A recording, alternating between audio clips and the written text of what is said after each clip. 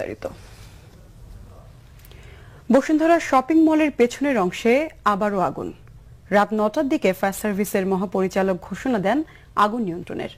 তার 1 ঘন্টার মধ্যে মার্কেটের পেছনের দিকে আবারও আগুন দেখা যায়। এর আগে 10 ঘন্টায় আগুনে ক্ষতিগ্রস্ত হয় 6ষ্ঠ তলায় 100 দোকান। নাশকতার আশঙ্কা করছেন ব্যবসায়ীরা। বসুন্ধরা মার্কেটের 6ষ্ঠ তলায় একটি দোকানে রবিবার সকাল 10:30টার দিকে আগুন দেখে নিরাপত্তা কর্মীরা।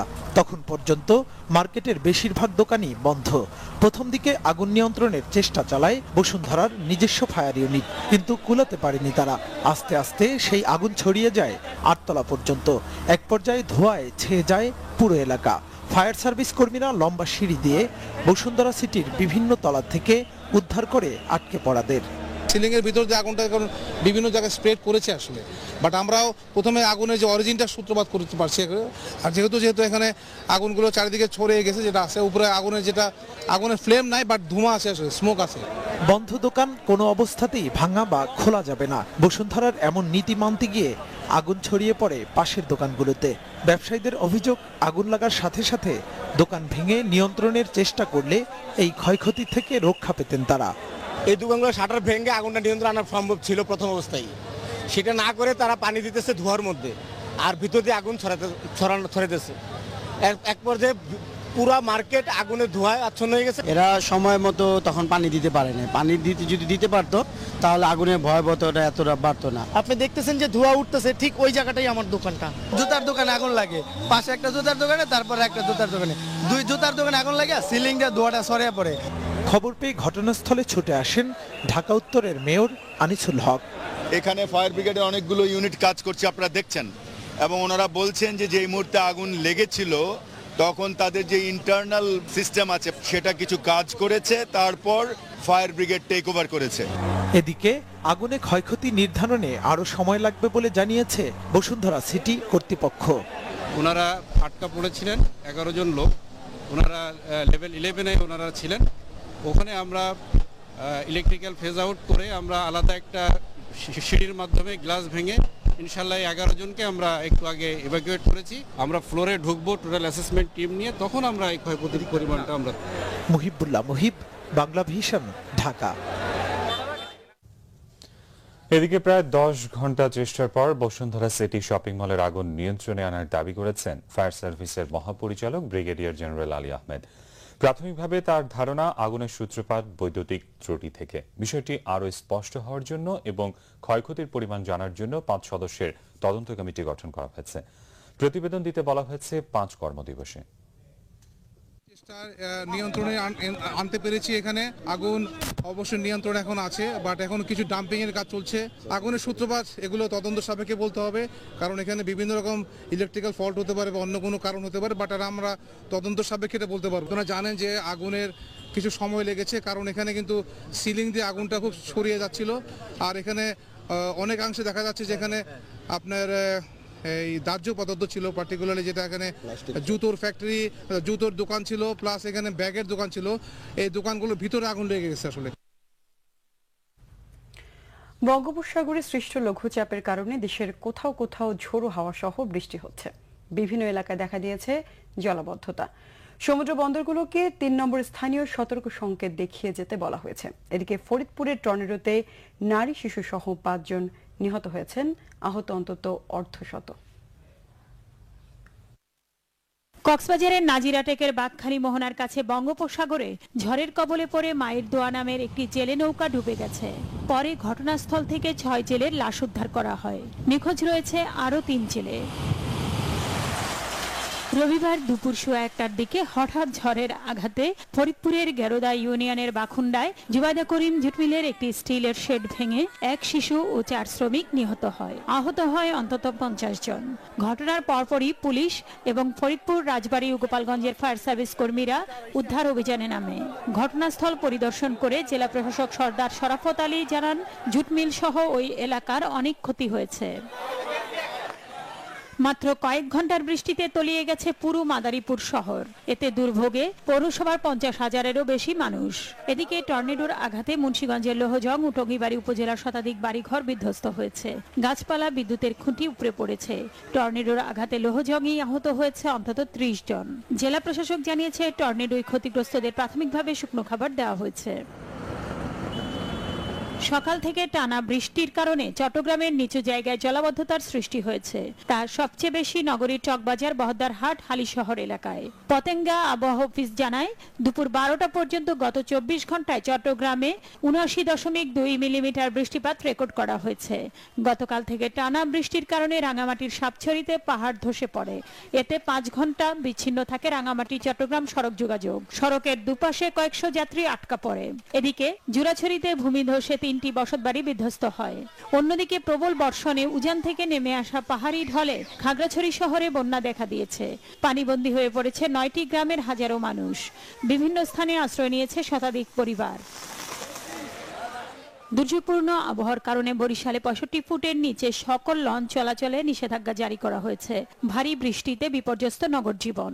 চলাচলের অনুপযোগী হয়ে পড়েছে নগরীর সদর রোড সহ বিভিন্ন রাস্তাঘাট। এদিকে বৃষ্টিতে তলিয়ে গেছে ঝালকাঠির বেশিরভাগ রাস্তাঘাট। ঘরবাড়িতেও পানি ঢুকে পড়েছে। নিম্নচাপের কারণে পানি বেড়ে যাওয়ায় নদী তীরবর্তী লোকজনকে সতর্ক থাকার নির্দেশ দিয়েছে স্থানীয় প্রশাসন। অন্যদিকে দিনভর টানা বৃষ্টিতে বিপর্যস্ত ভোলার জনজীবন। সারাদিনের বৃষ্টিতে প্লাবিত বিভিন্ন এলাকা। আরো 2 দিন বৃষ্টিপাতের আভাস স্থানীয় আবহাওয়া অফিসের। মংলা বন্দর ও সুন্দরবন উপকূলীয় এলাকায় ঝোড়ো হাওয়ার সাথে থেমে থেমে চলছে বৃষ্টি। দুর্যোগপূর্ণ আবহাওয়ার কারণে বন্দরে জাহাজের পণ্য ওঠানামার কাজ ব্যাহত হচ্ছে। সাগর প্রচন্ড উত্তাল থাকায় মাছ ধরার নৌকা ও ট্রলারগুলো সুন্দরবনের বিভিন্ন নদীতে আশ্রয় নিয়েছে। নাসরিন গীতি, বাংলা ভিশন নিউজ ডেস্ক। সন্ত্রাসী ও গ্রেনেড হামলাকারীদের যারা লালন পালন করে তাদের স্থান যেন বাংলার মাটিতে না হয়, সেজন্য সবাইকে সোচ্চার হওয়ার আহ্বান জানিয়েছেন প্রধানমন্ত্রী শেখ হাসিনা। তিনি বলেন, হামলাকারীদের নিরাপদে পালিয়ে যেতে পুলিশকে দিয়ে সেদিন টিয়ারশেল ও লাঠিচার্জ করিয়েছিল বিএনপি জামায়াত জোট সরকার। বঙ্গবন্ধু এভিনিউয়ে 21শে আগস্ট গ্রেনেড হামলার ঘটনাস্থলেই আয়োজন করা হয় স্মরণ সভা। দিনটি উপলক্ষে বিকেল 4টায় নিহতদের স্মরণে অস্থায়ী বেদিতে শ্রদ্ধা নিবেদন করেন প্রধানমন্ত্রী শেখ হাসিনা। দলের সভানেত্রী হিসাবে নিহতদের আবারও স্মরণ করেন প্রধানমন্ত্রী। এ উপলক্ষে আওয়ামী লীগ আয়োজিত অনুষ্ঠানে বক্তব্য দেন আওয়ামী লীগ সভানেত্রী ও প্রধানমন্ত্রী শেখ হাসিনা। বর্ণনা দেন সেদিনের ভয়াবহতার। এমন না যে একটা দুটো মেরে শেষ করে দিচ্ছে, একটা পর একটা কিন্তু গ্রেনেড চলেছে। 13টা গ্রেনেড তারা ছুঁড়েছিল, তার মধ্যে প্রায় 11-12টাই ফুটেছিল। ওই অবস্থা যখন চলে মনে হচ্ছিল তখন এই টিয়ার গ্যাস মারা, লাঠিচার্জ করা এবং এমন একটা পরিবেশ করা যাতে ওই ঘাতকের দল এখান থেকে নির্বিঘ্নে সরে যেতে পারে, সেই ব্যবস্থাই তারা করেছে। যারা আহত বা যারা আঘাতপ্রাপ্ত তাদের উদ্ধার না করে।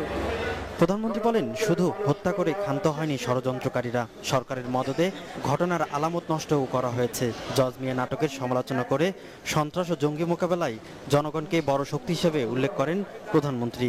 যারা জঙ্গিবাদ সন্ত্রাসের লালন পালন করে, যারা মানুষ হত্যা করে, যারা গ্রেনেড মেরে মানুষ খুন করে, তাদের স্থান যেন বাংলার মাটিতে না হয়, সেটাই সকলকে ঐক্যবদ্ধ হতে হবে, সোচ্চার হতে হবে। এর আগে নিহতদের স্মরণে মোনাজাতে অংশ নেন প্রধানমন্ত্রী শেখ হাসিনা। সৈয়দ আব্দুল মুহিত, বাংলা ভিশন, ঢাকা। 2004 সালে সন্ত্রাস বিরোধী সমাবেশে মুহুর্মুহু বোমা ও গ্রেনেড হামলা, ছিন্ন ভিন্ন দেহ পড়ে আছে এখানে ওখানে। রক্তাক্ত সে 21শে আগস্ট আজ। দেশের ইতিহাসে এমন ভয়াবহ ঘটনার মামলা দীর্ঘ 1 যুগেও শেষ হয়নি। রাষ্ট্রপক্ষের আইনজীবীর আবারও আশাবাদ, কয়েক মাসের মধ্যেই 21শে আগস্ট গ্রেনেড হামলা মামলার বিচার কাজ শেষ হবে। তবে এই মামলার অভিযুক্তরা কতটুকু ন্যায় বিচার পাবে তা নিয়ে সন্দিহান আসামি পক্ষের আইনজীবী।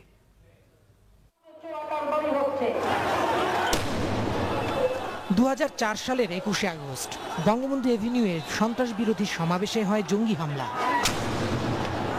হামলায় ব্যবহার করা হয় আরজেস গ্রেনেড।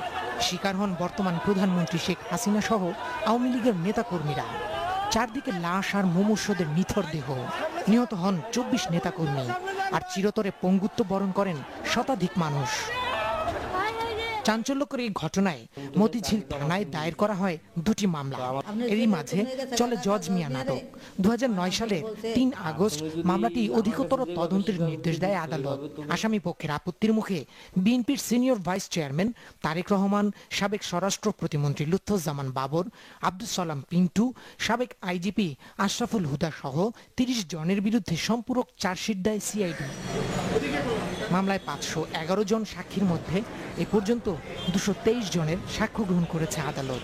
তবে আসামি পক্ষের আইনজীবীদের দাবি, হয়রানির জন্য মিথ্যা মামলা হয়েছে বিএনপি নেতাদের বিরুদ্ধে।